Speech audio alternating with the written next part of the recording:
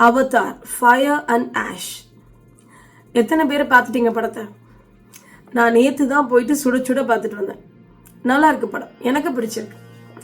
இந்த 2ஆம் பாகத்தில் விட்டாங்க இல்லையா ஒரு இடத்துல, அதே இடத்துல தான் அப்படியே தொடங்குறாங்க. ஏன்னா சில படங்கள் வந்து பல வருடங்கள் உருண்டோடி போய் தொடங்குற படங்கள் இருக்கு.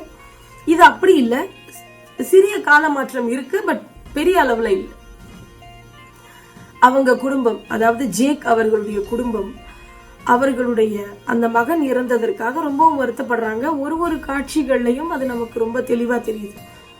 ஒரு சென்டிமெண்ட் அப்படின்ற ஒரு விஷயத்தை வச்சுதான் அந்த படம் ஆரம்பிக்குது. ஸ்பைடர் அப்படின்னு ஒரு பையன் பார்த்தோம் இல்லையா நம்ம 2ஆம் பாகத்துல, ஒரு கேரக்டர். அந்த கேரக்டர் வந்து இந்த பாகத்துல இவர்களோடு ஒன்றா பின்னி பிணைந்து ஒரு குடும்பமாவே ஆகியிருக்கிறத நம்மளால பார்க்க முடியுது. ஆனாலும் ஜேக்கோட மனைவி இருக்காங்க இல்லையா, நைட்டீரி, அவங்களால வந்து இந்த ஸ்பைடர் அப்படிங்கிறவரை ஏத்துக்க முடியல. அவங்க எல்லா இடத்துலையும் ஏதோ ஒரு வெறுப்பு, அவங்களோட மகன் இறந்து போனதுல ஒரு வாழ்க்கையில் இருக்கக்கூடிய விரக்தி எல்லாத்தையுமே அந்த ஒரு கதாபாத்திரம் மிக ஆழமாக அழுத்தமாக வெளிப்படுத்துகிறது. இதன் பிறகு பார்த்தா இதுல ஒரு புது விதமான ஒரு கோணம் இணைக்கப்பட்டிருக்கு. என்னன்னு பார்த்தோம்னா, இதுவரைக்கும் அந்த குழு, அதாவது அந்த காட்டுவாசிகள், காடு சார்ந்த மனிதர்கள், இத வந்து வெளியிலிருந்து மனிதர்களாகிய குழு போய் தாக்குறது தான் நம்ம பார்த்திருப்போம். இந்த முறை அவர்களுக்குள்ளேயே ஒரு எதிரி உருவாகி இருப்பது தெரிகிறது. அவங்க பேர் வந்து மாங்க்வான் அப்படின்னு ஒரு மக்கள். அவங்க எப்படிப்பட்டவங்களா இருக்காங்க அப்படின்னா, ஒரு இயற்கைக்கு எதிராக, அதாவது இவங்க கும்பிடுறாங்க இல்லையா நம்ம ஜேக் இவர்கள், அப்புறம் இந்த தீவுல இவங்க போய் சரண் புகுந்திருக்கக்கூடிய தீவு, அந்த தலைவர், அந்த மக்கள் வந்து எல்லாருமே வந்து கிரேட் மதர் அப்படின்னு ஒருத்தங்க கும்பிடுவாங்க இல்லையா, ஈவா அப்படின்னு நினைக்கிறேன், ஆமா அவங்க பேர். அவர்களை இந்த புதிதாக வந்திருக்கக்கூடிய இந்த மாக்வான் அப்படிங்கிறவங்க கும்பிடுறது இல்லை.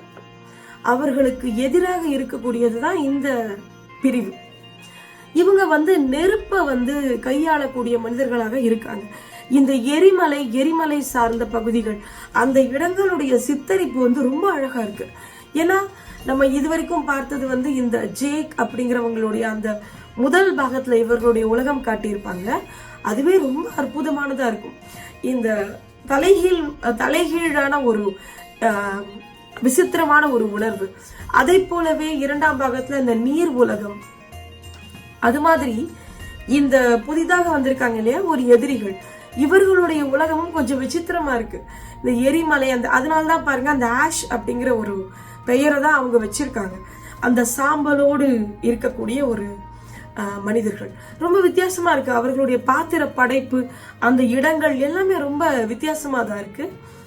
அப்புறம் இன்னொன்று வந்து இதுல வந்து இந்த படத்துல முக்கியமானதா பாத்தீங்கன்னா அவர்களுடைய சோகம், வலி, அப்புறம் வந்து வன்முறை. அந்த வன்முறையினால என்ன விளைவுகள் ஏற்படும், இது தொடர்பாக தான் இந்த படம் போயிருக்கு. அப்புறம் வந்து இதுல பெஸ்ட் சீன்ஸ், ரொம்ப அற்புதமான சீன் அப்படின்னு அவதார் நீங்க ஏன் பார்க்கணும் அப்படின்னா, ஓப்பனிங் சீன், தொடக்கமான சீன். அதுல ஏன் நான் அப்படி சொல்றேன்னா, தொடக்கமான நிகழ்ச்சி வந்து அந்த 2 சகோதரர்கள், அதாவது அந்த 2ஆம் பாகத்துல ஒரு சகோதரன் இறந்து போயிருப்பான் இல்லையா, அவனை இன்னொரு சகோதரன் வந்து நினைத்து பார்ப்பதாக அமைகிறது. அந்த காட்சி ரொம்ப அழகா இருக்கும்.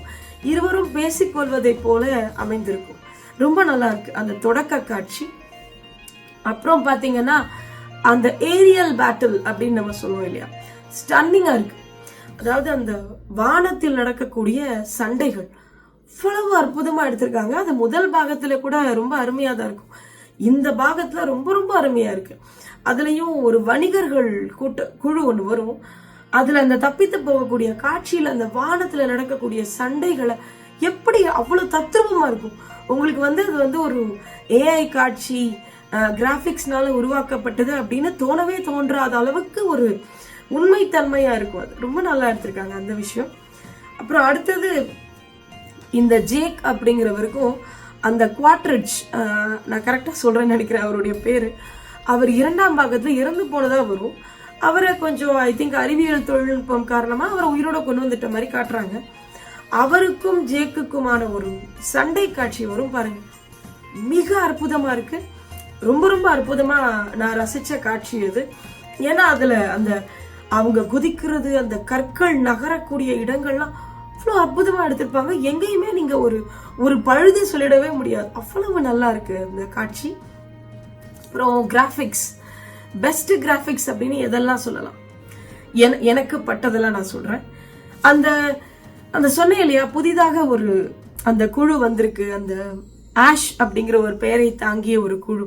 அது வந்து அந்த எரிமலை பரப்பு, அந்த நெருப்பு அவங்க கையாளக்கூடிய தன்மை என அவர்கள் சார்ந்த அத்தனை விடயங்களுமே ரொம்ப அழகா காட்டப்பட்டிருக்கு. அப்புறம் அதாவது அது எப்படி இருக்குன்னா, அந்த பாண்டோரா அப்படிங்கிற ஒரு தளத்துல ஒரு புதுவிதமான ஒரு என்விரான்மெண்ட், ஒரு நியூ என்விரான்மெண்ட்டை பார்க்க முடியுது இந்த தளத்துல. அது ரொம்ப நல்லா இருந்தது. இப்படி கூட இருக்கா, ஏன்னா நமக்கு வந்து காடு சார்ந்தது ரொம்ப வளமான பகுதிகளா இருக்கும். இந்த எரிமலை மாதிரியான ஒரு ஆஷ் இந்த பகுதி வந்து ரொம்ப வித்தியாசமா இருக்கும். அதுல இருந்து இது ரொம்ப நல்லா இருக்கும். அடுத்ததா நான் ஏற்கனவே சொன்ன மாதிரி அந்த ஒரு தடவை சொன்னேன் குறிப்பிட்டு வணிகர்கள், அந்த வணிகம் செய்வதற்காக இந்த ஜேக்கும் அவருடைய குடும்பமும் ஒரு தீவில தஞ்சம் புகுந்தாங்க இல்லையா, அந்த இடத்துக்கு வணிகம் புரிவதற்காக சில பேர் வருவாங்க வான் வழியாக. அதுக்கு அவங்க அந்த வானத்துல வசிக்கக்கூடிய சில உயிர்களை அவங்க பயன்படுத்துறாங்க. ஒரு மிகப்பெரிய பிரம்மாண்டம். இப்போ ஒரு உதாரணத்துக்கு தண்ணியில ஜெலிஃபிஷ் வாழும் இல்லைங்களா, ஜெலிஃபிஷ், அந்த ஜெலிஃபிஷ்ஷே வானத்துல ரொம்ப பெரிய அளவுல பாராஷூட் மாதிரியா பறந்தா எப்படி இருக்கும், அந்த மாதிரியான ஒரு உயிரினம். அவ்வளவு அழகா இருக்கு. அதை நீங்க பார்க்கணும். கண்டிப்பா நீங்க தியேட்டர்ல போய் பார்க்கணும். அப்பதான் அதோடைய முழுமையான ஒரு அழகும் அந்த வண்ணங்கள் அதெல்லாம் நீங்க உள்வாங்கிக்க முடியும். கண்ணை வந்து நீங்க இந்த பக்கம் அந்த பக்கம் திருப்பிட முடியாது. அவ்வளவு அழகான காட்சிகள். எங்க ஏதாவது திருப்பினா ஏதாவது போயிடுமோ அப்படின்ற அளவுக்கு இருக்கு. சோ அந்த மிகப்பெரிய உயிரினங்கள் மிதந்து வருகின்றன. அது பின்னாடி வந்து இவங்க ஒரு வாகனம் மாதிரி இணைத்து கொண்டு இவர்கள் பறந்து வருகிறார்கள். ரொம்ப ரொம்ப அழகா இருக்கு அந்த கிராபிக்ஸ். வந்து என்ன ஒரு கற்பனை ஆற்றல் இல்லையா. அந்த சின்ன வயசுல இந்த அம்புலி மாமா, அப்புறம் இந்த பஞ்சதந்திர கதைகள், இதெல்லாம் படிச்சவங்களுக்கு ரொம்ப ரொம்ப பிடிக்கும்.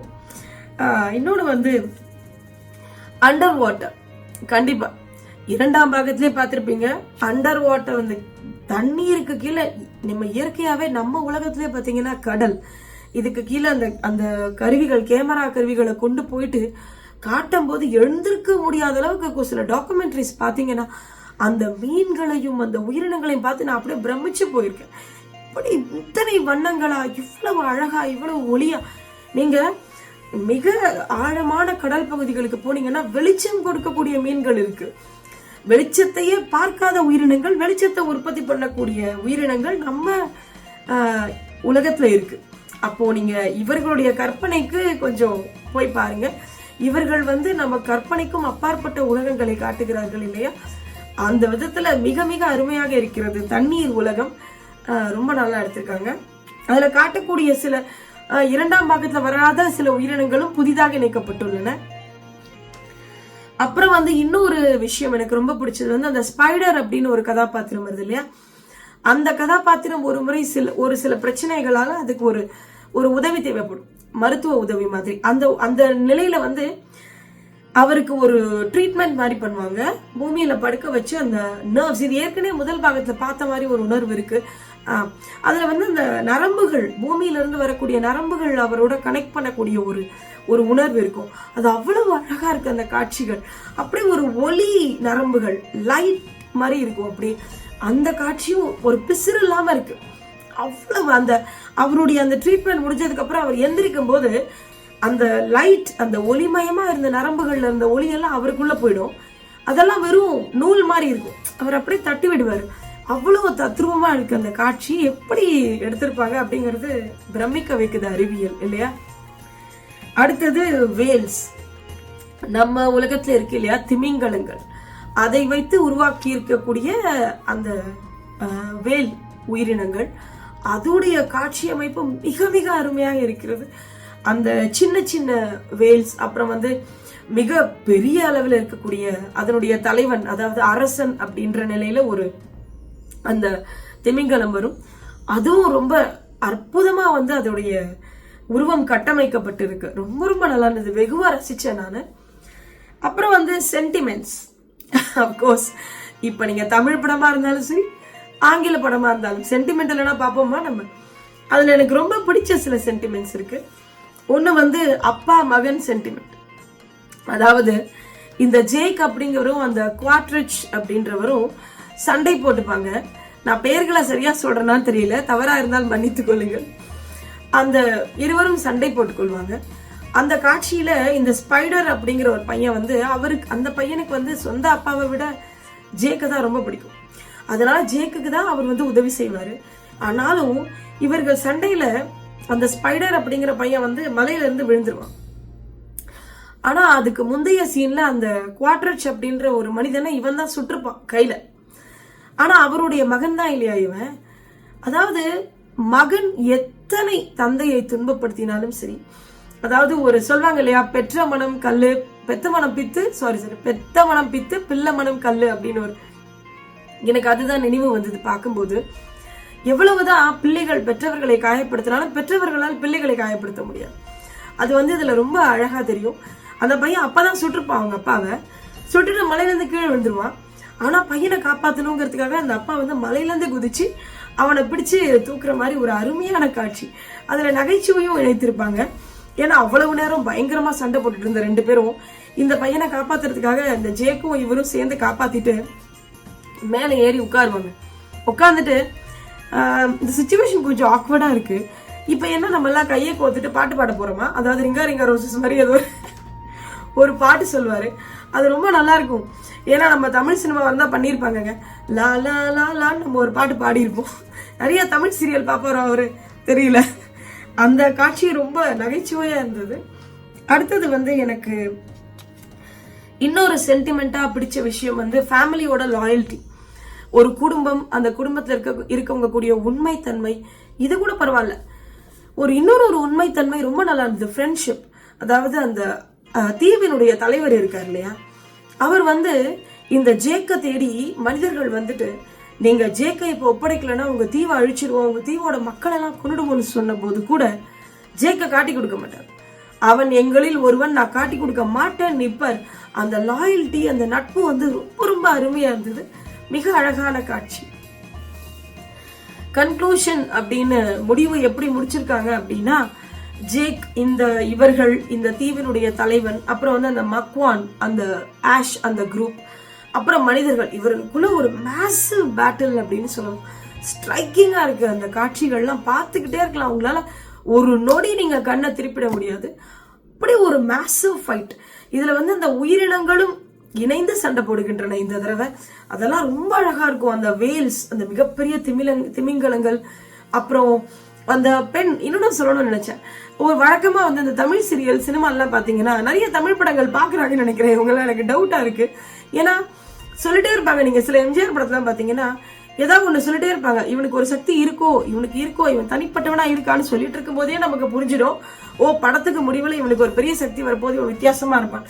அதே மாதிரி ஒரு பொண்ணை சொல்லிக்கிட்டே இருப்பாங்க, இவன் மட்டும் வித்தியாசமா இருக்கா. கடைசியில பார்த்தா நம்ம கெஸ் பண்ணிடுவோம் முன்னாடியே, ஒருவேளை இவளுக்கு ஏதோ பெரிய சக்தி இருக்குமோ. கடைசியில பாத்தீங்கன்னா நிஜமாவே அந்த பொண்ணுக்கு ஒரு பயங்கரமான ஒரு சக்தி இருக்கும்.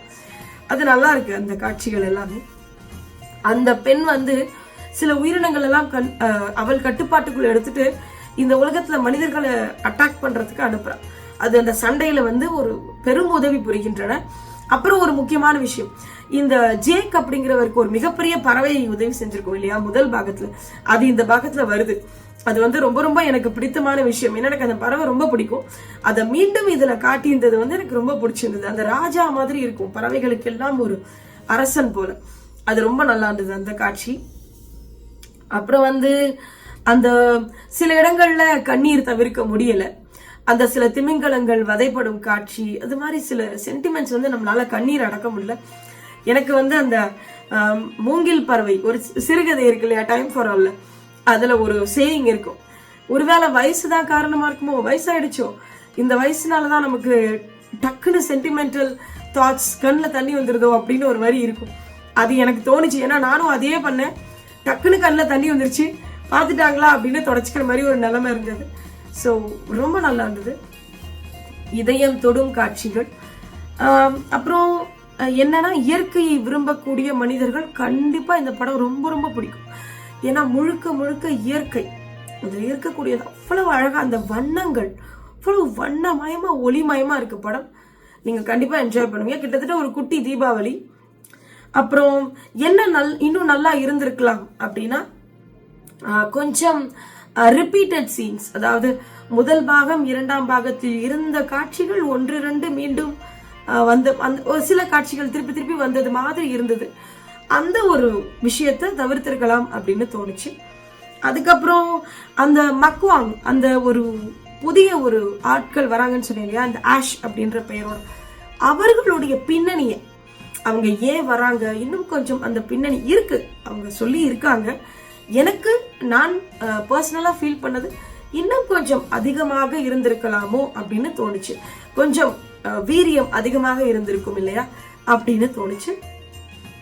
மித்தபடி பிளஸ் அப்படின்னா, நம்மளிடையே சொன்ன மாதிரி விஷுவல்ஸ் ஸ்டன்னிங்கா இருக்கும், ஸ்ட்ரைக்கிங்கா இருக்கும், நீங்க ஏமாற மாட்டீங்க. அப்புறம் ரியலிஸ்டிக், எந்த இடத்திலும் இது வந்து ஒரு செயற்கையோ அப்படின்னு தோண முடியாத அளவுக்கு இருக்கும். நீங்க கண்டிப்பா ரொம்ப பிரமிச்சு, எஸ்பெஷலி குழந்தைகள் கண்ணை எடுக்க மாட்டாங்க. அப்புறம் வந்து இதுல என்ன ரொம்ப பிடிச்ச விஷயம்னா, இப்போ இந்த உலகத்துல கரண்ட் இஷ்யூஸ் என்னென்ன நடந்துட்டு இருக்கு, என்விரான்மெண்டல் டேமேஜ், இந்த உயிரினங்களை வதைத்தல், வேல் இல்லையா, இந்த என்ன சொல்றது, ஹண்ட் பண்றாங்க இந்த உயிரினங்களை, டிஃபாரஸ்டேஷன், இதையெல்லாம் அட்ரஸ் பண்ணியிருக்காங்க. அதெல்லாம் ரொம்ப நல்லா இருக்கு.